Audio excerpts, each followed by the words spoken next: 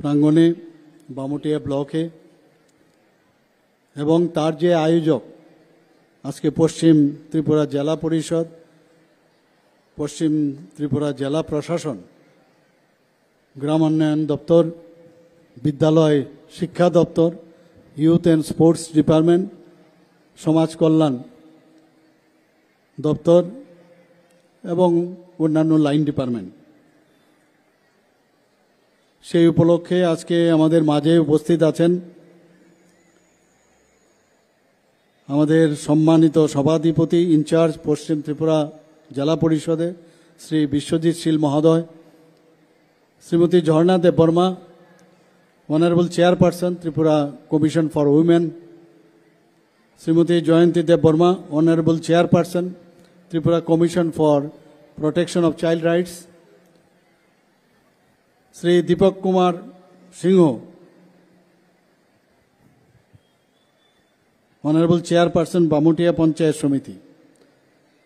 তাছাড়া আমাদের মাঝে উপস্থিত আছেন আমাদের আগরতলা মিউনিসিপ্যাল কর্পোরেশনের মাননীয় মেয়র এবং বিধায়ক শ্রী দীপক মজুমদার মহোদয়।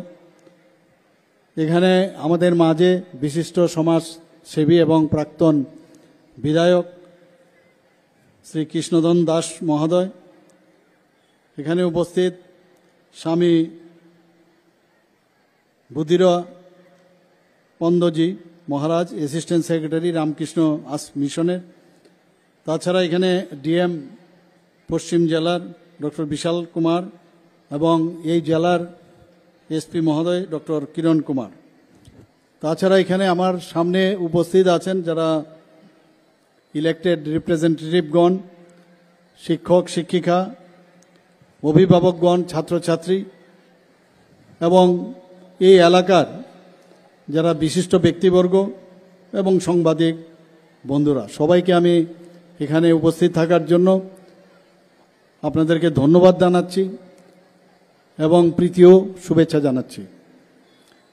এমন একটা সাবজেক্ট নিয়ে আজকে এখানে পশ্চিম ত্রিপুরা জেলা পরিষদ এবং অন্যান্য যারা ডিপার্টমেন্ট সবাই মিলে এরকম একটা সাবজেক্ট নিয়ে ওনারা আজকের এই অ্যাওয়ারনেস প্রোগ্রাম করছে, সেটা নিড অফ দ্য আওয়ার, খুব প্রয়োজন আজকের দিনে। আমরা সবাই জানি যে ত্রিপুরাতে আগে এমনটা কিন্তু ছিল না, কিন্তু গত দেখা গেছে প্রায় 40 বছর ধরে আস্তে আস্তে করে ত্রিপুরাতে নেশার যে একটা, আমি বলবো যে সারা ত্রিপুরার মধ্যে যে একটা শ্যাডো, সেই শ্যাডো কিন্তু আমরা আজকের দিনেও সেটা ভুগছি। এবং আমাদের সরকার, ভারতীয় জনতা পার্টির নেতৃত্বাধীন যে সরকার প্রতিষ্ঠিত হওয়ার পর ত্রিপুরাতে এবং আমাদের কেন্দ্রে মাননীয় প্রধানমন্ত্রী শ্রী নরেন্দ্র মোদীজির নেতৃত্বে যে বিজেপি সরকার প্রতিষ্ঠিত হওয়ার পর জিরো টলারেন্স নীতি, সেটা আমরা কিন্তু এখানে আহ্বান করেছি এবং সেটাকে কিভাবে ইমপ্লিমেন্ট করা যায় সেটা বিভিন্ন সময় আমরা কিন্তু বলে থাকি। আমাদের কেন্দ্রীয় গৃহমন্ত্রীজি শ্রী অমিত শাহজি বারবার আমাদের এই নেশা নিয়ে বিভিন্ন বৈঠক বিভিন্ন জায়গায় হয়, সেখানে বিভিন্ন রিপোর্ট আমাদের কাছে নেন। সেখানে উনি বারবার বলেছেন, এখানে 22nd যে প্ল্যানারি সেশন ত্রিপুরাতে হয়েছিল, নিশ্চয়ই আপনাদের মনে আছে, সেখানেও উনি ক্যাটাগরিক্যালি বলেছেন সমস্ত নর্থ ইস্টের যে স্টেট, অষ্টলক্ষ্মীর সব প্রধানরা এখানে উপস্থিত ছিলেন, মুখ্যমন্ত্রী, রাজ্যপাল থেকে শুরু করে বিভিন্ন যারা আধিকারিকরা ছিলেন, বারবার বলেছেন যে জিরো টলারেন্স, কোনো অবস্থায় এটাকে মানে রেয়াত করা হবে না।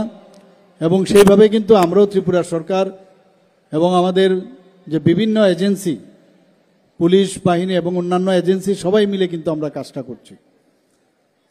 এবং আজকের তারিখে এখানে যেভাবে আমরা বাজেয়াপ্ত হচ্ছে, আমরা জানি মায়ানমার থেকে যে ড্রাগস এখানে ত্রিপুরাতে আসে, করিডোর ত্রিপুরাকে বানিয়েছে এবং সেটা আসাম এবং মিজোরাম আমাদের চারদিকেই আমাদের যে ত্রিপুরার যে মানচিত্র সেটা কিন্তু 3 দিক থেকে আমাদের বাংলাদেশের বর্ডার। সেই জায়গায় দুটো জায়গায় খালি আমরা নর্থ ইস্টের সাথে ভারতবর্ষের সাথে যে করিডোর সেটা হচ্ছে আসাম এবং মিজোরাম। তো এই দুটো রাস্তা দিয়ে ত্রিপুরাতে ড্রাগস বাইরের থেকে আসে এবং সেগুলো অন্য যে আমাদের নাইবারিং কান্ট্রি সেখানে পাচারের জন্য সেগুলোর যাতে অর্থ উপার্জন করা যায়, অর্থের বিনিময়ে এই কাজগুলো যারা এই ড্রাগ ব্যবসার সাথে জড়িত, বাইরের ওরা তো আছেই, ত্রিপুরারও বহু লোক এর সাথে যুক্ত। কিন্তু আস্তে আস্তে করে আমরা এনডিপিএস এর যে আইন আছে সেই আইনে আমরা কিন্তু তাদেরকে অনেকটা আমরা নিরস্ত করতে পেরেছি এবং দেখা গেছে আমরা যে বাজেয়াপ্তের যে সংখ্যা সেটা কিন্তু কয়েক গুণ এখানে বেড়ে গেছে ত্রিপুরাতে।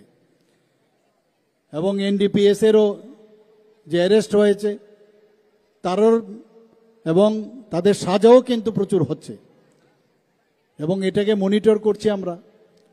কিন্তু এইগুলো তো পুলিশ বা এজেন্সি ওরা করবে, কিন্তু আমরা কি করব? যারা এজেন্সি আছে তারা তো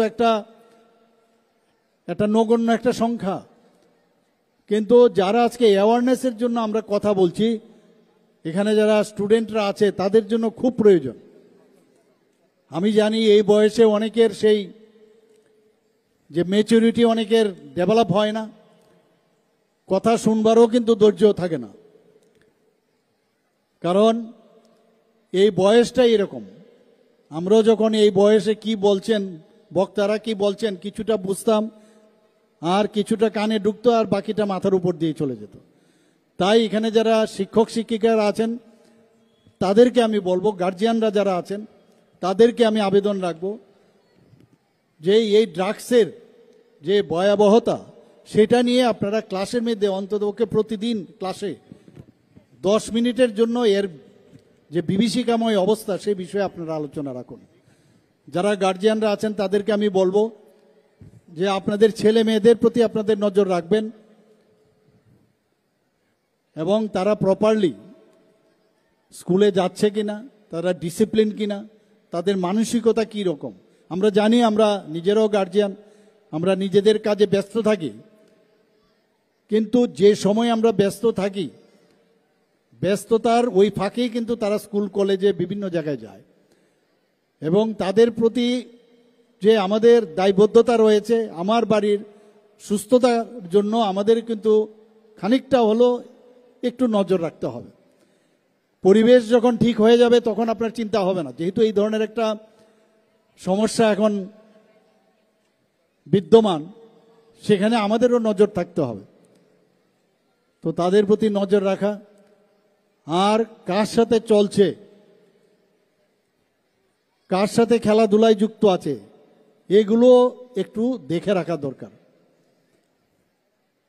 কারণ এই বিষয়ে যখন যে ফ্যামিলিতে যারা এই ড্রাগস নিয়ে এডিক্টেড হয়ে যায় এবং পুরো শুধু ওর না, আমাদের সমাজের তথা ভারতবর্ষের রাজ্যের যে হিউম্যান রিসোর্স সেটাও কিন্তু নষ্ট হয় এবং আগামী যারা প্রজন্ম আমরা দেখেছি কয়েক জেনারেশন 3-4 জেনারেশন আমাদের নষ্ট হয়েছে এই ড্রাগ এডিকশনের জন্য। আর ত্রিপুরার থেকে যে ড্রাগ বাইরের থেকে আসে আর ত্রিপুরার থেকে গাঁজা সেইগুলো কিন্তু বাইরে যায় এবং তার জন্য আমাদের প্রচুর পরিমাণে এই গাঁজার চাষ যেখানে হচ্ছে সেখানেও সেটাকে ধ্বংস করা হচ্ছে, তারও পার্সেন্টেজ কিন্তু অনেকটা বেড়েছে। এখন বুঝতে হবে এই ড্রাগস নিলে আমাদের কি শরীরের কি অবস্থা হয়। একটা মানুষের যখন এই ড্রাগস নেয়, এই ড্রাগসের কারণে তার যে সেন্ট্রাল নার্ভাস সিস্টেম এবং তার যে শারীরিক অবস্থা, তার যে অর্গানগুলো আছে ধীরে ধীরে, প্রথম তো ঠিক আছে, প্রথমে তো একটা মানে ফিলিং অফ ওয়েলবিং যাকে বলে ইংলিশে ফার্মাকোলজিক্যাল যে টার্ম, এটা অদ্ভুত ইফোরিয়ার যে এই বিষয়টা আসে।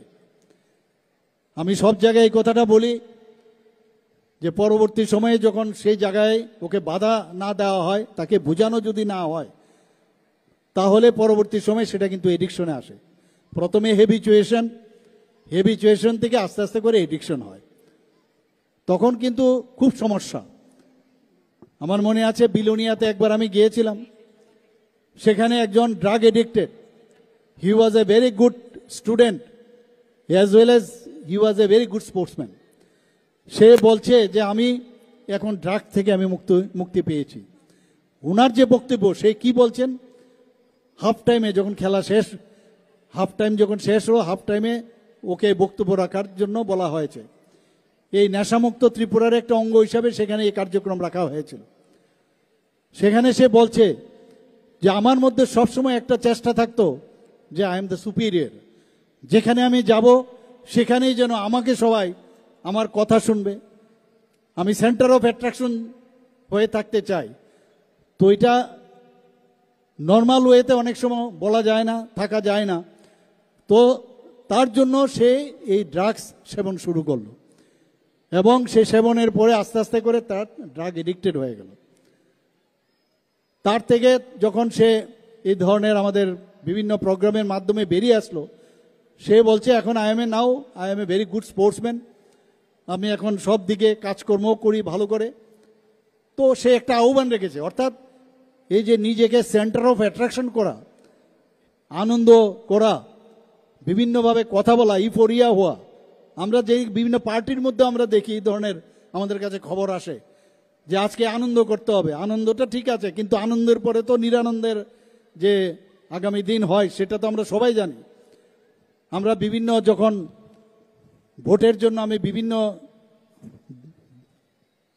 ঘরের দরজায় আমরা যেতে হয়, সেখানে আমি বলছে ভোট তো আপনাদের দেব, কিন্তু আমার ছেলেকে বাঁচান, আমার মেয়েকে বাঁচান।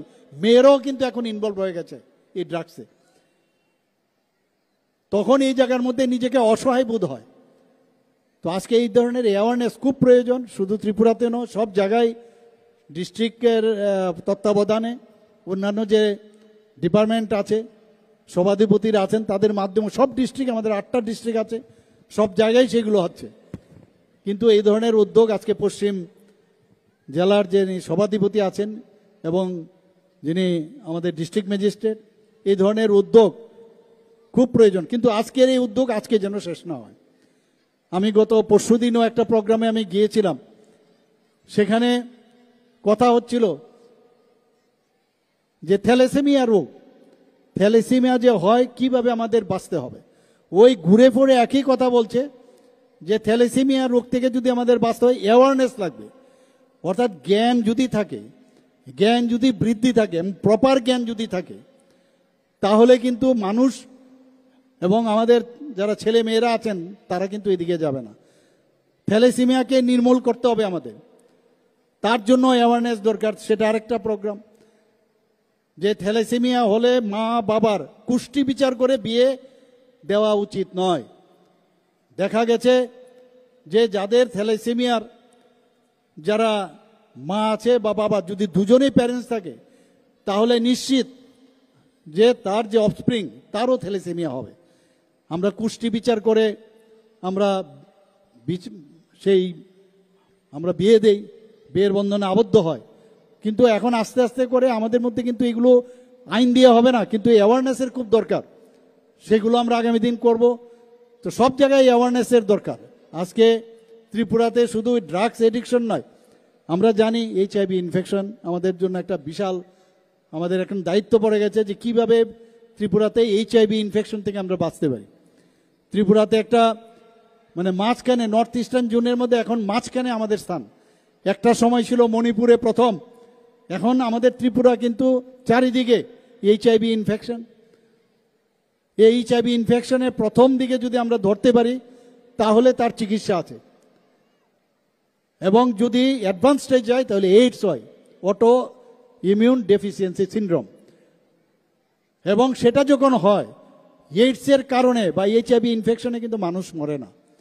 অর্থাৎ HIV যে ভাইরাস, হিউম্যান ইমিউনো ভাইরাস, সেটা কি করে শরীরের যে রক্ত তার মধ্যে যে আমাদের WBC হোয়াইট ব্লাড কর্পাসেল, যেটা আমাদের মানে বাঁচিয়ে রাখে বিভিন্ন যেসব ইনফেকশন হয়, প্রতিরোধ করার যে ক্ষমতা এই সেলের সে কাজ, উপরওয়ালাই ভগবান আমাদের সব কিছু দিয়েছে আমাদের শরীরে, আমাদের নর্মাল শরীর, কিন্তু সেই জায়গায় যখন এই ভাইরাস অ্যাটাক করে, তাহলে আমাদের মধ্যে যখন এই ইমিউনিটি কমে যায়, তখন অপরচুনিস্টিক যে ইনফেকশন, সেটা ফাঙ্গাসও হতে পারে, আমাদের ব্যাকটেরিয়া হতে পারে, ভাইরাসও হতে পারে, যে কারণে মানুষ তখন মরে যায়। এইগুলো নিয়ে আলোচনা, সব জায়গায় এই ধরনের আলোচনা দরকার। এবং ত্রিপুরাতে প্রচুর লোক এখন আমাদের ত্রিপুরাতে এই যে তাদের আর একবার এইচআইভি যদি হয়ে যায়, তাহলে কিন্তু তার ভাইরাল লোড কিন্তু কমে না। তার জন্য কমবে যদি তার ট্রিটমেন্ট করা হয়। ভাইরাল লোড যদি কম থাকে, তাহলে তার যদি অন্য জায়গায় বিয়ে হয় বা অন্য কিছু তার মানে ট্রিটমেন্টের প্রয়োজন হয়, সেখানে কিন্তু সে নর্মাল লাইফ লিড করতে পারবে। যারা এইডসে আক্রান্ত, তারাও কিন্তু যদি ভাইরাল লোড কমানো যায়, আমাদের যে অ্যান্টি ভাইরাল যে থেরাপি আছে, সেই থেরাপির মাধ্যমে সেটা সম্ভব। এইগুলো তো আমরা জানি না, অনেকে আমরা আসলাম এখানে চলে গেলাম। তো এর জন্য অ্যান্টি রেট্রোভিয়াল থেরাপি যদি আমরা নেই সব সময়ে, ঠিক সময়ে, তাহলে এইচআইভি হলে সেটা কমানো যায়, আবার এইডস হয়ে গেলে সেটাকেও কমানো যায়। তাহলে সে নর্মাল লাইফ লিড করতে পারবে। আমরা যদি আজকে এখানে যখনই এইডস হয়, তখন গনোরিয়া হোক, টিউবারকুলোসিস হোক, এইচআইভি হোক, তখন সেগুলো কিন্তু আমাদের শরীরের মধ্যে, এবং সেটার আলটিমেট রেজাল্ট মৃত্যু। তো তার থেকে আমাদের অ্যাওয়ারনেস দরকার। আমরা ত্রিপুরা সরকার, আমাদের ডিপার্টমেন্ট, হেলথ ডিপার্টমেন্ট থেকে এলিমিনেশন অফ টিউবারকুলোসিস, সেটা মাননীয় প্রধানমন্ত্রীজি বারবার বলছেন, এটার মধ্যে জোর দিয়েছেন। তার জন্য আমাদের অ্যাওয়ারনেস দরকার। টিউবারকুলোসিস থেকে আমরা কিভাবে মুক্তি পাব, আমরা প্রায় জিরো টিউবারকুলোসিস যাতে হয় সেই দিশায় কিন্তু আমরা যাচ্ছি। তো সব জায়গায় অ্যাওয়ারনেসের খুব খুব প্রয়োজন। আজকে আমরাও আমাদের স্কুল টাইমে আমরা দেখেছি যে black sheep of the class এক দুজন থাকে, black sheep of the classmate এক দুজন থাকে, তাদের থেকে দূরে থাকা। কারণ এমন একটা মানুষের মধ্যে একটা সবসময় খারাপের দিকে যাওয়ার একটা প্রবণতা থাকে, আকৃষ্ট হওয়ার চান্স থাকে। সেই ওইসব লোকের থেকে দূরে থাকা। আমরা বিভিন্ন জায়গায়, আমি অলরেডি আমাদের যে বিভিন্ন এজেন্সি আছে তাদেরকে বলেছি, কারা কারা এই ড্রাগস ব্যবসার সাথে জড়িত, আমি বারবার এর মধ্যে জোর দিচ্ছি যে কোনো অবস্থায় তাদেরকে যেন ছাড় না দেওয়া হয়। কারণ নিজেরা কিন্তু ধ্বংস করছে, সমাজকে ধ্বংস করছে, রাজ্যকে ধ্বংস করছে। নিজেকে পয়সায় যাতে আরো পয়সা রোজগার হয়, তার দৌলতে সমস্ত সমাজকে ধ্বংস করছে। একদিন এরকমও ঘটনা আছে যে তার নিজের ছেলে মেয়েও কিন্তু আলটিমেটলি দেখা গেছে এই ড্রাগের কিন্তু ভিকটিম হয়েছে। কাজে কাচের ঘরে থেকে ওই কাউকে ঢিল দিলে পরবর্তী সময়ে তোমারও হবে, সেটা কিন্তু নিশ্চয়ই বোঝা উচিত। কিন্তু পয়সা এমন এক জিনিস, পয়সার লোভে মানুষ যে কোনো জায়গায় যেতে পারে। আমাদের কাছে এরকমও লোক আছে, ভব্য সভ্য, একেবারে সাংঘাতিক বিষয়, সমাজের বিশিষ্ট ব্যক্তি, এবং বিভিন্ন জায়গার মধ্যে তাদের মানে অবাধ বিচরণ, তারাও কিন্তু এর সাথে যুক্ত। আমি ওনাদেরকে হুঁশিয়ারি করে দিচ্ছি যে মাননীয় প্রধানমন্ত্রীজি এবং আমাদের হোম মিনিস্টার সাহেব যেটা বলেছেন, কোনো অবস্থায়, সব জানি আমরা, কিন্তু আইনের বেড়াজালে যখন আপনারা আটকাবেন, কেউ আপনাদের বাঁচাতে পারবে না, এতটুকু আমি বলতে পারি বন্ধুগণ। আজকে আরেকটা বিষয় খুব ইম্পর্টেন্ট আমাদের, সেটা হচ্ছে যে এখানে আমাদের শ্রদ্ধেয় মহারাজজি একটা জিনিস খুব ভালো কথা বলেছেন, যে নেশা সবাইকে করতে হবে, নেশা ছাড়া চলবে না। কিন্তু নেশাটা কি? বিবেকানন্দজির বই দেখিয়েছে, অর্থাৎ যত পড়বে, পড়ার মধ্যে নেশা থাকো, নেশা করবে পড়াশোনার মধ্যে, জ্ঞান বৃদ্ধি যাতে হয় তার মধ্যে নেশা থাকা উচিত। মাননীয় প্রধানমন্ত্রীজি বলছেন, কি বলছেন, যে আগামী যে প্রজন্ম, তাদের উপর আগামী দিনের রাজ্য এবং দেশ, যাদের কাছে জ্ঞান বেশি থাকবে, যার কাছে নলেজ বেশি থাকবে, সেই এই দেশ এবং রাজ্যকে চালাবে। আমি ইচ্ছে করলে এই জ্ঞান বৃদ্ধি করতে পারি, এই ভাবনা চিন্তাটা কেন আসবে না? আমরা কি করি, আমরা যখন একদম পুরো আমরা সব জীবনের যখন 2/3 শেষ হয়ে যায়, তখন মনে হয় আমার এই কাজটা করলে খুব ভালো ছিল, কিন্তু আপনি তো সময়টা নষ্ট করে দিলেন। আপনি যদি ঠিক সময়ে, আমি আশ্রমে যখন দেখি এখানে মহারাজ যে আছেন, দেখবেন বয়োজ্যেষ্ঠ যারা সেখানে যান। আমি বলবো যারা ইয়াং জেনারেশন তারা যাওয়া উচিত আগে সেখানে, কারণ জীবন শেষ করে জীবনে যখন অনেক কিছু করার ছিল, এই সমাজে কিছু দেওয়ার ছিল, তখন সেই জ্ঞান বৃদ্ধি আপনারা সেটা নেননি এবং সমাজের কোনো কাজে আসেননি, খালি ঘরের কথা চিন্তা করেছেন। এখন আপনি জেনে আর কি করবেন আপনারা? কিন্তু আজকের যারা স্কুল কলেজের ছাত্রছাত্রীরা আছেন, আমার মনে হয় তাদেরকে সেই জায়গায় নিয়ে যাওয়া উচিত। আমি সব জায়গায়, এখানে আমি কারোর সেই স্কুলের আমি নাম বলবো না, সেই স্কুলের পর ভর্তি হওয়ার জন্য অনেকে অনেক নিবেদন করেন কিন্তু চান্স পান না, এবং একটা আদর্শ নিয়ে সেই স্কুলটা চলে। একবার সেই যে স্কুলের প্রধান একবার আমার সাথে দেখা করতে এসেছিল, ওনার দর্শন আমাকে দিয়েছেন। কথায় কথায় উনাকে আমি বললাম, আপনার কলেজ স্কুল থেকে এত এত স্টুডেন্ট বেরিয়েছে এবং একটা আদর্শ নিয়ে আপনার স্কুলের এত আদর্শবান স্কুল একটা নিয়ে আপনার মানে হিন্দুদের যে আমাদের চিন্তা ভাবনা বা আমাদের ভারতীয় তত্ত্বের যে চিন্তা ভাবনা, সেই চিন্তা ভাবনার মাধ্যমে ওরা বেরিয়েছে। কিন্তু যখন ক্রাইসিস হয় সমাজে, যখন আমি এইসব লোকদের দেখতে চাই, তাদের কিন্তু আমি খুঁজে পাই না। উনি আলটিমেটলি আমাকে বললেন তারা শুধু কেরিয়ার তৈরি করতে আসে, শুধু কেরিয়ার তৈরি করতে আসে, আলটিমেটলি তাদেরকে আপনি পাবেন না। আমি তাহলে লাভ কি হলো? আমাদের কি লাভ হবে? আমি বহু ছেলে মেয়েদের আমি দেখেছি, ফার্স্ট সেকেন্ড থার্ড আমাদের সময়ে দেখেছি, এবং তাদেরকে কিন্তু আমি সমাজে খুঁজে পাই না। কাজেই সামাজিকভাবেও সবার যদি এই বিষয়ে আমাদের নলেজ থাকে, আমরা যদি কাজ করি, এবং আমার দায়বদ্ধতা, আমি যে পাড়াতে থাকি, আমার যে পাশের বাড়ি যে আছে তার সম্পর্কে জানা, আমার রাস্তার মধ্যে আমি যখন চলাফেরা করি, আমি যদি পাশ কাটিয়ে যাই, আমি কিন্তু অন্যায় করব, আমার সেই বিষয়ে আমার প্রতিবাদ করতে হবে, সংশোধনের আমার সে চেষ্টা করতে হবে। খালি সংশোধন আর গাড়ে খালি পৌঁছে দিলে হবে না, নিজেরও যদি আমরা সংশোধনে আমরা যদি সবাই চেষ্টা করি, তবেই এই যে আমরা বলছি সমাজের পরিবর্তনের মাধ্যমে আমরা এই রাজ্যকে চালাতে চাই, দেশকে চালাতে চাই, তবেই সেটা সম্ভব হবে। আজকে এখানে বাল্য বিবাহের কথা বলা হচ্ছে, আমরা সত্যিই আজকে বাল্য বিবাহ আমাদের জন্য আরেকটা, আমরা ত্রিপুরার বিভিন্ন যে আমাদের বিভিন্ন স্কিম আছে, সেই স্কিমে আমরা 1 নম্বর 2 নম্বর এইসব জায়গার মধ্যে আমরা ন্যাশনাল লেভেলে আছি। এত ভালো আমাদের স্যাচুরেশন পয়েন্ট, কিন্তু অত্যন্ত দুঃখের এবং পরিতাপের বিষয়, আমরা এখানে বাল্য বিবাহেও আমরা কিন্তু আবার ওই ভালো একটা নম্বরে আছি। এখানের ভালো কিন্তু ভালো না, এখানকার ভালো মানে খারাপ।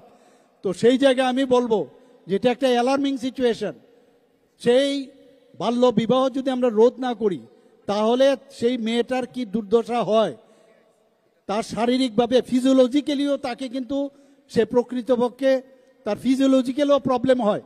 কিন্তু অনেক সময় দায়বদ্ধতার থেকে বাঁচার জন্য গার্জিয়ানরা তারা কি করে, মেয়েকে বিয়ে দিয়ে দিলাম, বাস একটা বিরাট একটা কাজ আমার হয়ে গেল, আর চিন্তা নেই। আমি এখনো বলবো, একটা মেয়ে একটা আমাদের সংখ্যালঘু সম্প্রদায়ের, সে এর জন্য সে চ্যাম্পিয়ন হয়েছে। আমাদের দিল্লিতে আমাদের মাননীয় রাষ্ট্রপতিজি ওকে মানে পুরস্কৃত করেছে, সে সেখানে তার বিরুদ্ধে আন্দোলন করছে। আমি বলবো এখানে যারা ছেলে মেয়েরা আছে সবাই ওকে দেখে, ওকে জানুক, সে তাকে দেখে তোমরাও শিখো, তোমরাও জানো, কারণ you are also the ambassador of the society. প্রতিটা মানুষের কর্তব্য, ও যদি করতে পারে তো কেন তোমরা করবে না? কাজেই এখানে এই বিষয়টাও জানতে হবে যে আমার যে 18 বছরের নিচে কোনো অবস্থায় বিয়ে দেওয়া সম্ভব নয়। প্রচুর পুলিশি ব্যবস্থা হয়েছে, পুলিশ গিয়ে ত্রিপুরাতে বিভিন্ন জায়গায় কয়েকটা স্পেসিফিক জেলা আছে, সেখানে বাল্য বিবাহের যে সংখ্যা প্রচুর। আমি এ নিয়ে প্রচুর বৈঠক করেছি, আমি ডিস্ট্রিক্টেও বৈঠক করেছি, আমাদের সেক্রেটারিয়েটেও আমি বৈঠক করেছি। বিভিন্ন যেসব মানে অ্যাওয়ারনেস, আবার সেই অ্যাওয়ারনেসের বিষয় আসছে, সেখানে মেয়েদের, ছেলে মেয়েদের, তাদের এই বিষয়েও আমাদের টিচারদের বলা উচিত, এবং সেটা পাঠ্যর মধ্যে আনা যায় কিনা সেই বিষয়ে আমি আগামী দিন চিন্তা ভাবনা করছি। বন্ধুগণ, আমি এটাও বলেছি যে আগামী দিন আমরা আইনগতভাবে যদি বিয়ের, যখন যে কেউর বিয়ে হলে তার রেজিস্ট্রেশন আগে করাতে হবে, যদি করা যায় কিনা তারও আমরা চিন্তা ভাবনা করছি। যখন রেজিস্ট্রেশন করতে হবে তারপর সামাজিক বিয়ে হবে। সামাজিক বিয়ে যদি হয় রেজিস্ট্রেশনের সময়, তার বার্থ সার্টিফিকেট আমরা দেখে নেব, এবং 21 বছরের নিচে ছেলে যাতে না হয় সেই ধরনের আমাদের চিন্তাভাবনা আছে। এবং যেহেতু চিন্তাভাবনা আছে, নিশ্চিত আমি আগামী দিন সেইগুলো আমরা করব। বন্ধুগণ, এই রোদ্রের মধ্যে আপনারা সবাই বসে আছেন, এখানে বন্ধুরা যারা আমার যারা বড়রা আছেন তাদেরকে বলছি, আর আমার যারা ছোট ছোট ছেলে মেয়েরা আছেন আমাদের স্টুডেন্ট, তারা নিশ্চয়ই আমার বন্ধু, কিন্তু তারা আমার স্টুডেন্টও। সবাইকে আমি বলবো যে আজকের যে বিষয়গুলো এখানে আলোচনা এখানে আমার পূর্ববর্তী বক্তারা করেছেন, সেই বিষয়ে একটু হৃদয়ঙ্গম করা খুব প্রয়োজন, এবং বাড়িতে বসেই কথাগুলো মানে কিভাবে একে ইমপ্লিমেন্ট করা যায় সেগুলো। একজন টিচার যখন কোনো কথা বলে সেটা কিন্তু মস্তিষ্কের মধ্যে দাগ পড়ে থাকে সারা জীবন। আমি আর বিশেষ কিছু বলছি না। সবাইকে আজকে এই অনুষ্ঠানের জন্য, বিশেষ করে যারা উদ্যোক্তারা এখানে এই ধরনের একটা অ্যাওয়ারনেস প্রোগ্রাম করেছে, এবং অন্যান্য অ্যাওয়ারনেসের প্রোগ্রামও আমরা আমাদের বিভিন্ন ডিস্ট্রিক্ট থেকে করা হয় সবকটা, কেন না মানে শুধু একটা কেন, সব বিষয় নিয়েই এই অ্যাওয়ারনেস প্রতিটা ক্লাসে এবং সমাজে এবং বিভিন্ন ব্লকে, বিভিন্ন আমাদের ডিস্ট্রিক্টে, সব জায়গায় এটা করা উচিত। সবাইকে অসংখ্য ধন্যবাদ জানিয়ে আমার কথা বলা শেষ করছি। নমস্কার।